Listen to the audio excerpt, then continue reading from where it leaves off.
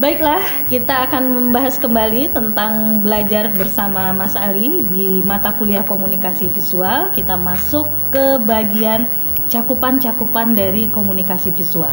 Saya tadi mendengar di video sebelumnya, tadi saya mendengar Mas Ali menyinggung tipografi, Mas Ali menyinggung budaya visual, menyinggung media visual dan lain sebagainya. Apakah yang tadi disinggung itu merupakan bagian dari cakupan komunikasi visual atau apa itu Mas Ali? Ya.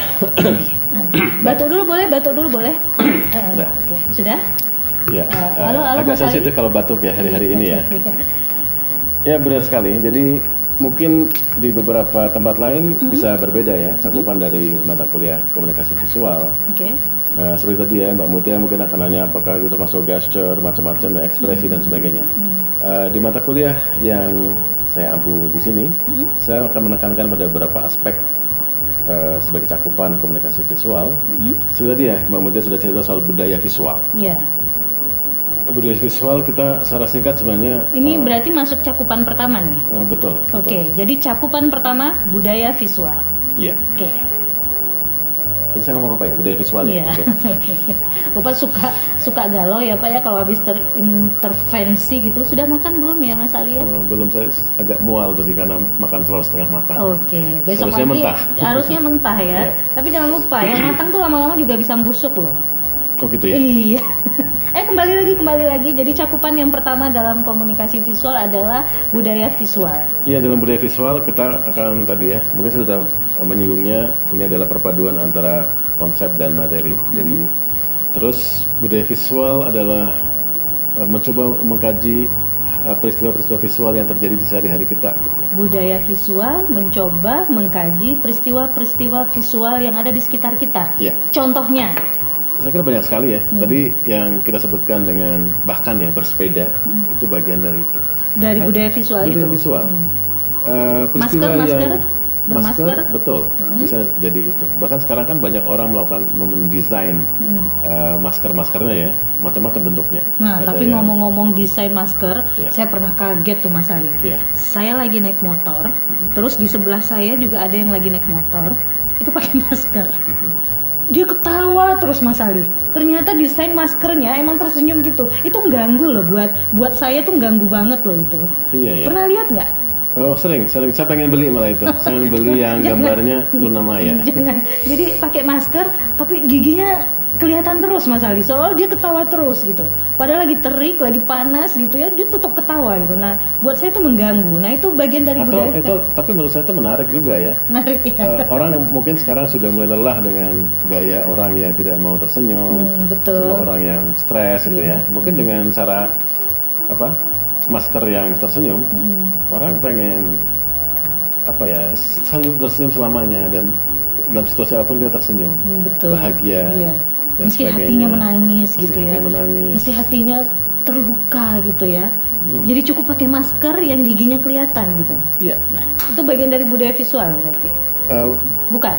Bisa, karena itu dikaitkan dengan desain, dikaitkan dengan produk-produk visual. Oke. Termasuk banyak ya. Kalau kita ngomongin sesuatu yang lebih serius ya, kita ngomongin media-media visual yang lain seperti lukisan. Oke, berarti ini cakupan kedua media visual.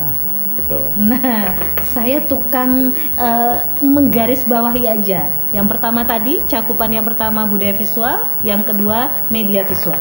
Kenapa saya bercerita budaya visual? Karena komunikasi visual tidak bisa lepas dari budaya visual, kan? Definisi budaya banyak sekali lah, tapi saya lebih suka mengambil definisi mungkin Raymond Williams yang ngomong budaya itu hasil intelektualitas, macam-macam ya, dan juga budaya is the way of life gitu ya. Peristiwa keseharian. Yeah. Nah, peristiwa visual yang terjadi di sekitar kita sehari-hari itu bisa kita masukkan dalam budaya visual. Ada juga yang mengkategorisasikan budaya visual itu ada dua kata kuncinya, itu yang art and design itu. Makanya tadi ketika Mbak Mutia cerita soal masker, itu kan masih ada unsur desain ya. Ngomong soal seni, art, sekarang orang pengen nyanyi kan, tampil nyanyi. Orang bersepeda pun pengen nyanyi, orang bermaskeran pun pengen tampil secara lebih nyanyi. Ya. Itu juga masuk ke dalam kategori itu. Itu hal-hal yang sehari-hari ya. Belum hal-hal yang di besar luar sehari-hari, cakupannya, di luar sehari-hari yang lebih serius gitu Iya, ya, yang betul. mungkin sangat segmented dan sebagainya.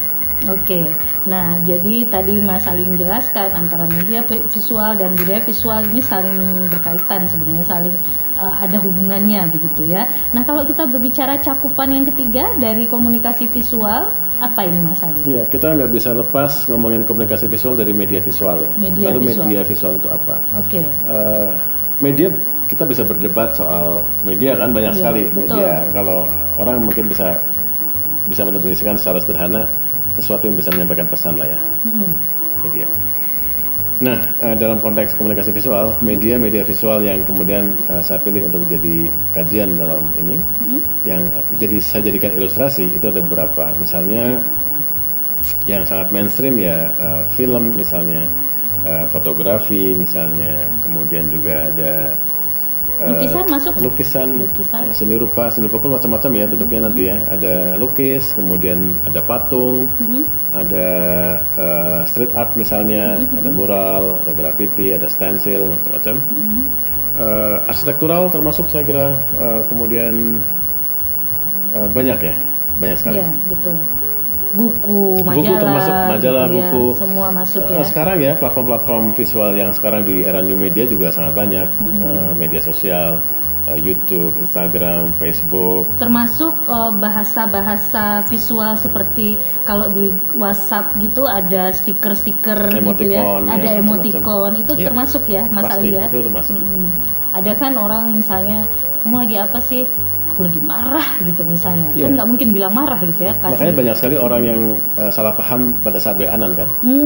Nah, Mas Ali pernah salah pahaman nggak? Saya sering. Sering ya? Dengan teman saya kadang-kadang saya salah emoticon. Oke. Maksudnya saya lagi berempati karena teman saya bersedih, lupa mencetnya ketawa ya. Yang misalnya. ketawa, Itu itu- bisa jadi pemicu konflik berikutnya. Oke, ini lagi curhat apa gimana nih? Saya lagi sambat.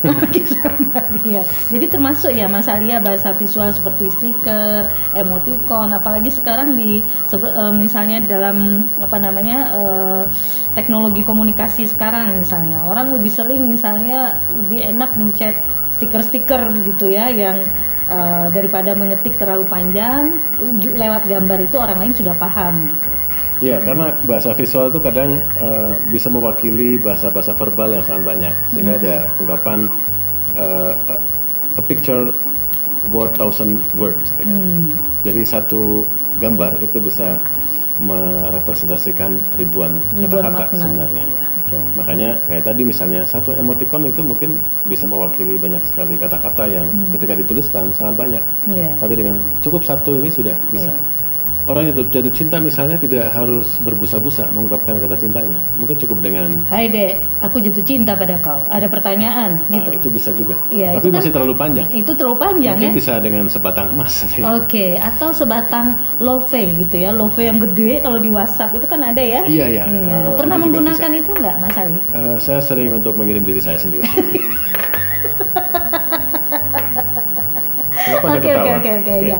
Oke, nah selanjutnya kita kalau yang ada cakupan lain nggak dari komunikasi visual itu selain tadi budaya visual, media visual, mungkin ada yang Iya. istilahnya estetika, nirmana gitu. Iya betul. Kemudian setelah saya bicara soal relasinya komunikasi visual, budaya visual, kemudian masuk ke media visual, saya juga ingin mengajak mahasiswa untuk mempelajari soal estetika. Oke, nah menarik nih Mas Ali. Estetika ini orang sering bilang ya estetika ya cenderung sama dengan keindahan. Meskipun ada beberapa tokoh yang mengatakan ya kejelekan juga bagian dari estetika. Gitu ya. Sesuatu yang jelek estetika. Kok bisa ya? Anda melihat saya setiap saya ngomong jelek gitu. Iya, estetika jadi penting dan di kuliah ini saya tidak hanya sekedar berhenti pada definisi estetika, Oke. tapi bagaimana mengetahui sejarah estetika dan juga aliran dalam estetika. Sangat panjang, mungkin tidak bisa saya uraikan di sini. Iya. Tapi intinya adalah pada akhirnya estetika itu penting kita pahami. Jadi Karena- estetika nggak cuma berupa keindahan aja ya. Iya. Oke. Tapi estetika memang sangat identik dengan keindahan. Dalam dunia seni rupa misalnya atau seni visual, pemahaman pada estetika bisa melahirkan beberapa hal. Misalnya dia bisa melahirkan sense of aesthetic. Oke. Itulah kemampuan ketika kita mengapresiasi hal-hal yang estetik, yang indah, yang kita lihat secara visual. Karena indah menurut saya belum tentu indah menurut Mas Sangat Ali subjektif, kan. sangat Misalnya subjektif. ketika saya merasa celana saya ungu, baju saya oranye dan jilbab saya pink, saya merasa itu indah gitu. Tapi belum tentu bagi Mas Ali, sehingga Bagi saya itu norak. sehingga estetika itu nggak identik hanya dengan keindahan aja ya, tapi Betul. sesuatu ya tergantung persepsinya orang juga ya terkait dengan Ya, ada seorang pelukis Secara pandang mereka. yang menggunakan media lukisnya atau menggunakan objek, bukan lukis ya, seorang sendiri rupa. Dia membuat instalasi dari sampah, beberapa ton sampah gitu. Mungkin bagi sebagian orang sampah selalu diimajinasikan dengan sesuatu yang kotor, yang jelek dan sebagainya. Tapi ada seorang seniman yang menggunakan objek yang dianggap kotor dan sampah itu sebagai sebuah karya seni. Oke. Ya, sehingga dan kedua yang menarik dalam estetika, orang juga bisa mengasah sense of artistiknya, terutama bagi kita yang memproduksi sebuah karya visual. Kita punya kemampuan untuk melakukan atau mengasah kemampuan artistik kita, sehingga ketika kita memproduksi realitas atau objek visual, kita memiliki lah reference untuk membuat sesuatu yang indah, estetik. Oke, itu yang ketiga ya terkait dengan cakupan komunikasi visual. Yang keempat ada nggak? Setelah itu kita lalu gimana ya aturan-aturan main yang sehingga kemudian secara sederhana orang sepakat bahwa itu menjadi indah, menjadi menarik dan sebagainya. Makanya kemudian saya juga mendiskusikan Nirmana. Oke. Nirmana ini lagunya Gigi ya? Nirmana ya, bener ya? Iya, bener ya. Nggak tahu itu kan? grup band ini sih ya, Band? dari barat. Nirvana itu. Oke, Nirvana. Ya, Nirmana sering didefinisikan sebagai secara singkat ya, maksudnya filosofisnya sangat banyak. Kadang-kadang dimaknai sebagai sebuah kekosongan gitu. Karena puncak dari sebuah keindahan itu kan kekosongan kadang-kadang ya. Makanya di Candi Borobudur itu puncaknya Puncak sebuah keindahan adalah kekosongan. Iya. Iya. Jadi yang kosong itu indah. Pada akhirnya orang itu akan menemukan sesuatu yang indah dalam sebuah kekosongan. Seperti puncak spiritualitas candi misalnya. Candi Borobudur itu kan puncaknya adalah stupa yang kosong gitu. Karena justru orang akan dalam kekosongan, dalam kesunyian, dia akan menemukan sesuatu yang indah. Tapi kemudian kalau kita ngomongin Nirmana ya dalam konteks ini, kita akan mempelajari unsur-unsur yang akan membentuk sebuah estetika visual sebenarnya. Kita akan ngomongin yang paling kecil, misalnya ada titik, nanti kita ngomongin garis, ya, ngomongin lingkaran, ngomongin bidang, ruang, tekstur, warna dan sebagainya ya.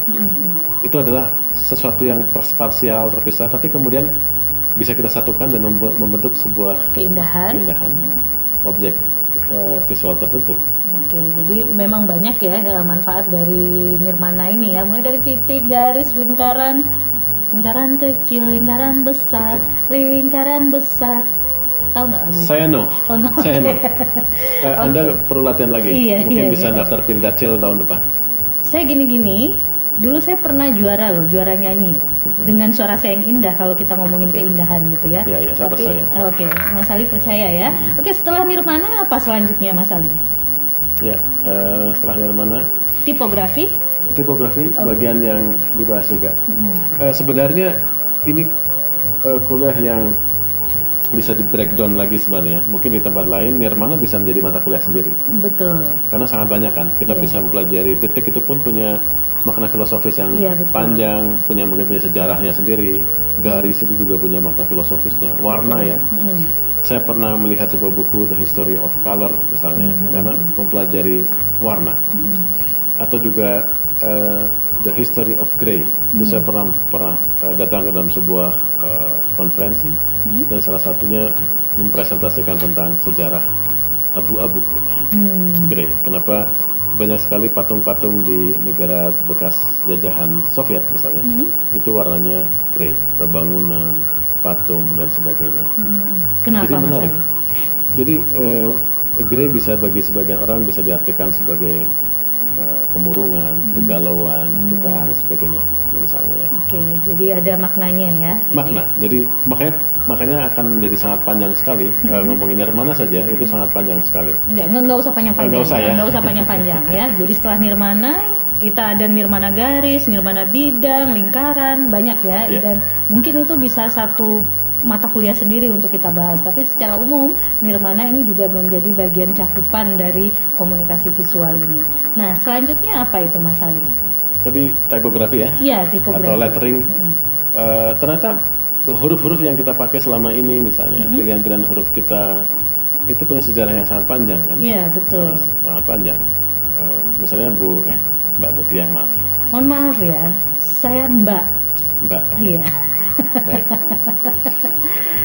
Mungkin kita kadang-kadang bertanya-tanya kenapa Times New Roman ya, itu sering jadi itu, nanti ada kenapa Times New Roman Arial, jadi standar gitu ya? Macam-macam itu juga akan dipelajari di sini dan di komunikasi visual ini betul, ya. bahkan melacak lebih jauh ketika munculnya alfabet, misalnya sejak kapan alfabet itu muncul dan kemudian bermetamorfosis menjadi huruf-huruf yang selama ini kita kenal.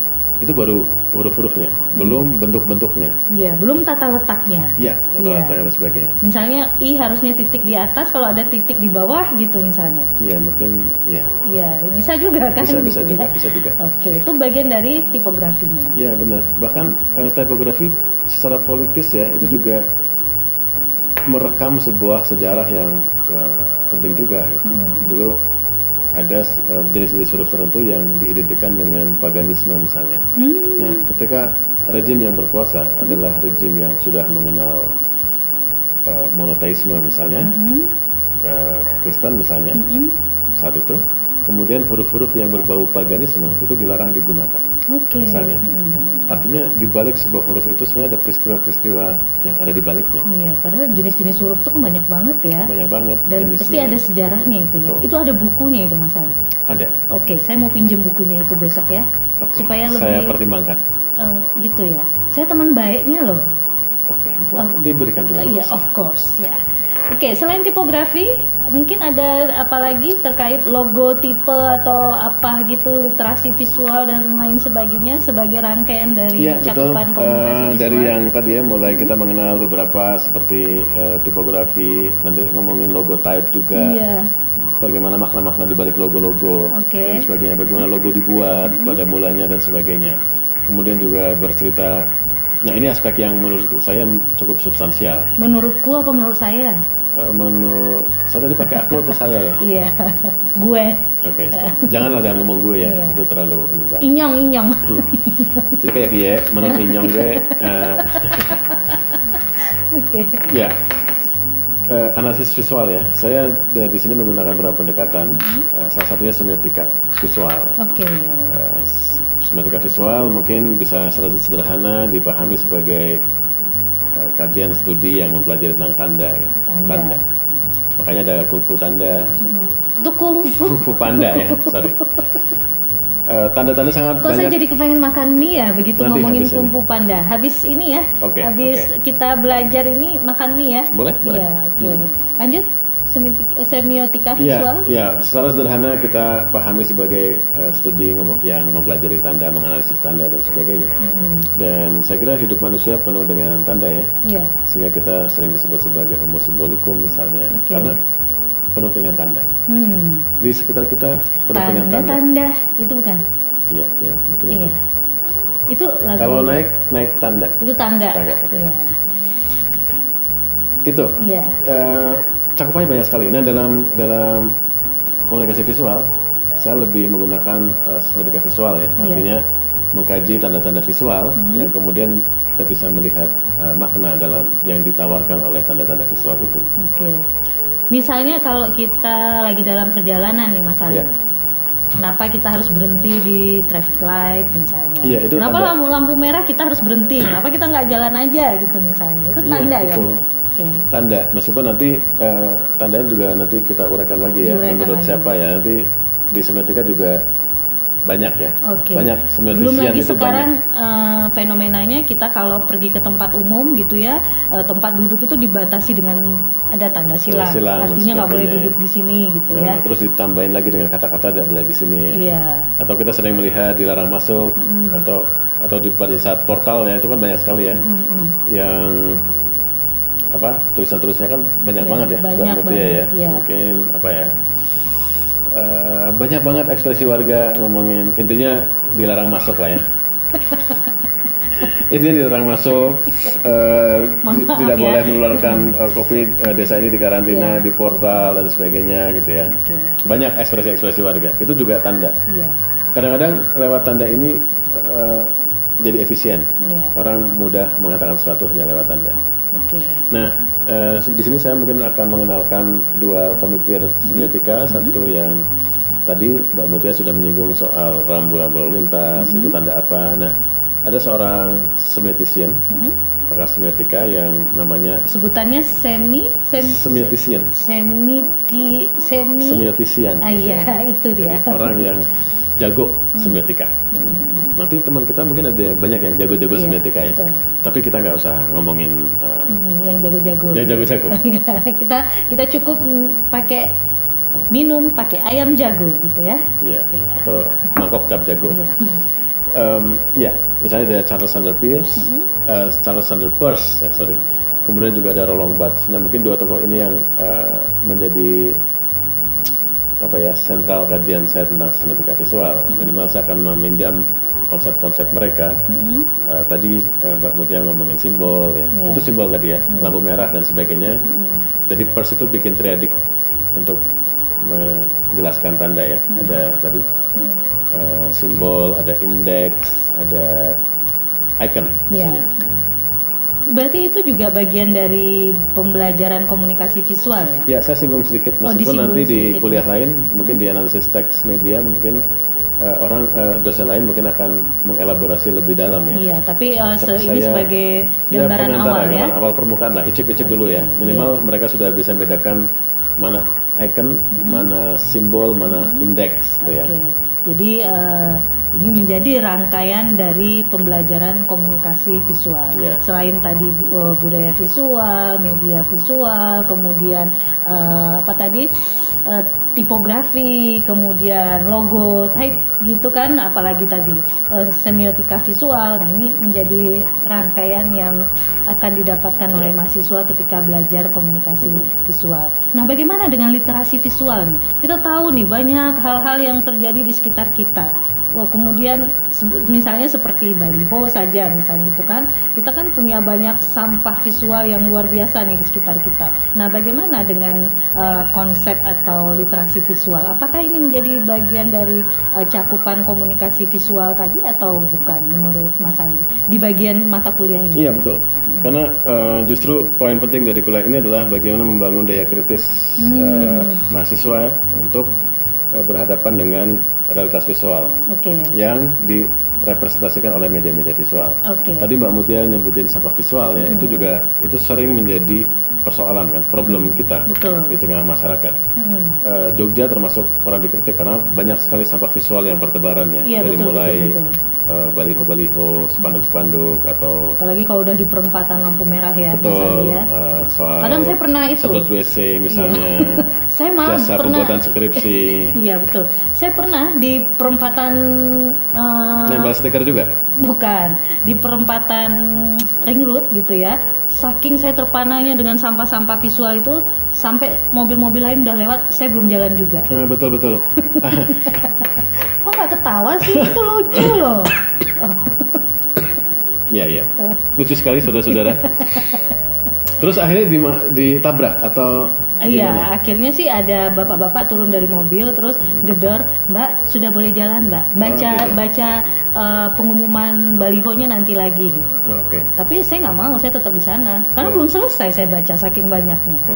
Itu jangan-jangan balihonya isinya apa ya?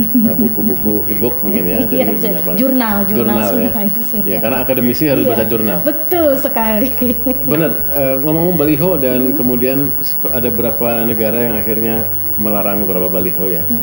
Di Italia kalau nggak salah pernah juga ada baliho yang dilarang karena gambarnya sedikit erotis. Nah, ternyata itu mengganggu para pengendara, terutama yang laki-laki ya, karena dia terserap pandangannya oleh baliho erotis itu, dan itu memicu banyak kecelakaan. Iya, betul. Di Las Vegas kalau nggak salah ada balihonya Heidi Klum, tahu ya, supermodel yang luar biasa itu, dan dia setengah telanjang, gitu. Dan itu diprotes juga karena sama efeknya bikin kecelakaan yang sangat banyak. Dan ngomong-ngomong selain yang baliho yang seperti itu ya, baliho yang misalnya mengandung iklan layanan masyarakat saja misalnya, saya nggak sepakat. Kadang-kadang ada baliho yang gede sekali, terus tertulis di sana cara mencuci tangan gitu. Itu kan nanti orang baca lama gitu kan, juga bisa kecelakaan juga. Iya, kadang nggak efisien ya. Ini juga bagian yang tadi ya, kalau nyambung ke bagian-bagian lain seperti ngomongin konsep nirmana dan lain-lain ya, orang bisa menggunakan elemen-elemen visual yang lebih sederhana sebenarnya untuk menyampaikan sebuah pesan. Dan kadang orang kan sering ya terlalu berat ya. Banyak sekali informasi yang berjejalan dalam sebuah bidang visual, dan itu justru menyiksa buat audiens, dan itu nggak efektif. Seperti tadi ya, akhirnya bikin Mbak Mutia hampir ditabrak orang dong. Gara-gara kelamaan membaca dan pesannya nggak nemu-nemu pesannya. Bukan apa saya yang nabrak orang yang nabrak saya jadinya, karena gitu saya tuh nggak jalan-jalan gitu. Karena saking saya pengen fokus membaca pesan bagaimana cara mencuci tangan yang benar. Nah, jadi kadang-kadang walaupun pesan itu baik, tetapi penempatannya tidak tepat. Nah, ini perlu diliterate juga ya, Mas. Betul. Nah, itu makanya perlu ada literasi visual. Saya juga sama kayak itu, pernah juga di perempatan udah hijau, nggak jalan-jalan juga. Iya, mogok mesti. Bukan, yang saya injek rem. Oke, berarti itu bagian dari literasi visual ya. Jadi tidak semua informasi dalam bentuk visual itu kemudian harus serampangan juga kita sampaikan gitu ya. Misalnya buat saya sih, kalau ada informasi yang panjang, yang penting dan harus clear dan jelas, itu nggak semestinya juga ditaruh di pinggir jalan misalnya, ya kan? Misalnya bagaimana pencegahan COVID, tapi kemudian dipajang di pinggir jalan. Siapa yang mau membaca? Apakah kita harus berhenti dulu? Ya, kemudian kita membaca akan berapa panjang kemacetan yang terjadi. Betul. Maka mudaratnya lebih banyak. Iya, mudaratnya lebih banyak. Maka di mata kuliah komunikasi visual, teman-teman akan belajar juga tentang literasi visual tersebut ya. Betul. Boleh menciptakan keindahan, boleh menciptakan pesan beragam apapun gitu, tetapi harus terliterate juga apakah ini sudah penempatannya sudah layak, kemudian bisa diterima oleh komunikannya atau tidak. Iya. Gitu? Di samping itu juga banyak sekali media-media visual yang menawarkan berita-berita hoax ya, misalnya di surat kabar, di mungkin sosial media dan sebagainya. Nah, kemampuan literasi visual adalah kemampuan membaca secara kritis ya konten-konten visual yang fake, yang tidak berisi kebenaran gitu, tapi berisi kebohongan. Karena banyak kan fitnah ya, kabar-kabar kebencian yang dilakukan lewat gambar-gambar, lewat macam foto, hoax misalnya. Dan kita banyak sekali lah, makanya kita perlu ada cek fakta kan, sehingga foto-foto yang beredar itu kita cek kebenarannya misalnya. Betul. Nah, kemampuan literasi visual juga sama seperti itu. Kadang-kadang ada foto-foto yang dimanipulasi. Ada satu skandal yang cukup heboh waktu itu, ada seorang fotografer namanya Steve McCurry. Dia fotografer yang luar biasa. Fotonya yang berjudul Afghan Girl itu menjadi perbincangan yang sangat heboh gitu ya, di tahun 80-an jadi cover majalah National Geographic. Nah, ternyata ada satu fotonya Steve McCurry yang belakangan diketahui itu memanipulasi. Juga ada berapa kasus kompetisi misalnya, fotografi misalnya yang belakangan kemudian diketahui bahwa itu manipulasi. Ada Sophie Data misalnya, fotografer yang ketahuan memanipulasi dan mencuri bahkan ya karya orang lain yang kemudian dimasukkan ke dalam karya dia, gitu misalnya. Itu kan juga bagian dari literasi media visual, betul. Nah, bagaimana teman-teman nanti mahasiswa yang baik ketika dia mengkonsum juga kritis, dan pada saat dia memproduce, meng-create sebuah pesan visual juga bisa baik, juga bersandar pada ketentuan etika gitu dan ya, sebagainya. Oke, jadi mutualizan yang di rumah yang sedang menyaksikan ini, tadi Mas Ali sudah menjelaskan panjang lebar tentang cakupan-cakupan dari komunikasi visual. Teman-teman akan belajar tentang media visualnya, budaya visualnya, tipografinya, logotype-nya, kemudian akan belajar juga tentang semiotika visualnya, bahkan juga akan belajar tentang literasi visualnya. Dan Mas Ali menggarisbawahi ketika teman-teman menjadi seorang kreator untuk pesan-pesan visual, juga dituntut untuk menerapkan etika-etika dan norma-norma gitu ya. Sebaliknya ketika kita juga mengkonsum dari pesan-pesan visual itu pun menjadi orang yang pintar dan bijak lebih kritis gitu ya.